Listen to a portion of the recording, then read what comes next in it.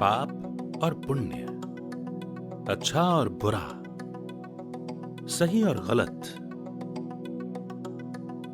ऐसी क्या चीज है जो कि पाप और पुण्य में भेद करती है, या फिर यूं कहें कि पुण्य कर्म को भी पाप कर्म बना देती है, भाग्य को दुर्भाग्य में बदल सकती है?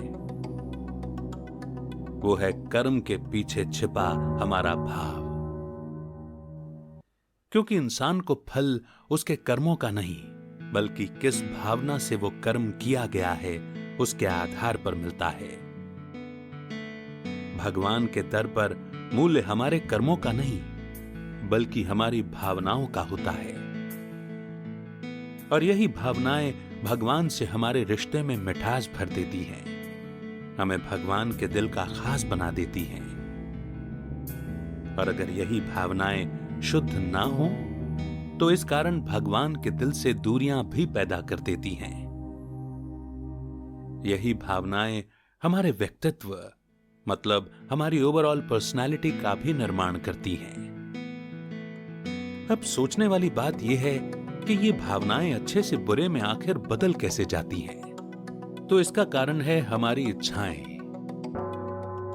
क्योंकि जैसे कोई भी नेक कार्य हम सेवा समझकर करते जरूर हैं, पर अगर उस सेवा में हमारा अपना स्वार्थ आ गया, अगर हम अपने स्वार्थ की पूर्ति के लिए, अपने नाम मान शान के लिए कोई काज करते हैं, तब सेवा में समर्पण भाव की जगह स्वार्थ भाव आ गया, जिससे फिर वो सेवा निरर्थक, निष्फल हो जाती है।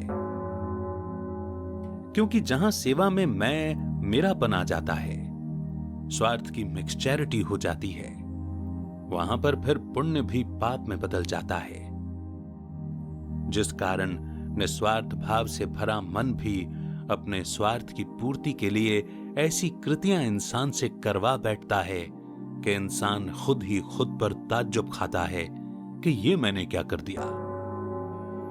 वास्तव में ये खेल है हमारे दिल और दिमाग का। दिल में हमारे प्रेम होता है, समर्पण भाव होता है, निस्वार्थ भाव होता है, परंतु दिमाग में मोह होता है, मैं और मेरा होता है, स्वार्थ होता है। असल में जैसी हमारी इच्छा होती है वैसी ही फिर हमारी भावनाएं हो जाती हैं, और वैसा ही स्वार्थ फिर हमारे मन में घर कर लेता है। जैसे अगर मेरी धन की इच्छा है तो कैसे ज्यादा धन इकट्ठा हो सके, ये स्वार्थ मन को घेर लेता है, और आत्मा लालच में आकर गलत की तरफ मुख मोड़ लेती है। ऐसे ही अगर मुझे नाम मान शान चाहिए तो मेरे मन की स्थिति उसी पर निर्भर रहती है, मतलब तब हम डिपेंडेंट हो जाते हैं दूसरों के ओपिनियंस पर। तो जैसी इच्छा वैसा भाव, और उतना ही स्वार्थ होगा हमारे मन में, जो कि जाने अनजाने हमारे कर्म को निष्फल कर देता है। परंतु जिसके भीतर निस्वार्थ प्रेम होगा, जिसको परमात्मा से सच्चा प्रेम होगा, जिसको केवल परमात्मा ही चाहिए होगा, उसकी भावना नेक होगी, शुभ होगी।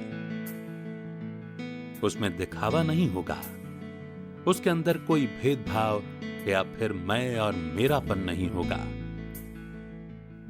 मैं मेरापन अर्थात कि मेरा नाम हो, मेरा मान रखा जाए, मुझसे पूछा जाए मैं भी कुछ हूं। ऐसी भावनाएं सच्चे दिल वाली आत्मा में नहीं होंगी, क्योंकि वो आत्मा जो कर्म करेगी दिल से करेगी, बिना किसी फल की इच्छा के करेगी, निस्वार्थ भाव से करेगी। तो इसीलिए जरूरी है कि हम जागरूक रहें अपने प्रति, अपनी सोच के प्रति, मेरे मन में क्या चल रहा है इसके प्रति। क्योंकि मूल्य कर्म का नहीं भाव का होता है कि हमारी वृत्ति में क्या है, जिसके आधार पर ही हमारे कर्म पाप या फिर पुण्य के खाते में चले जाते हैं, और फिर जिससे हमारा भाग्य बन जाता है या फिर दुर्भाग्य। Our intentions determine the worth of our actions. Pure intentions bring pure results.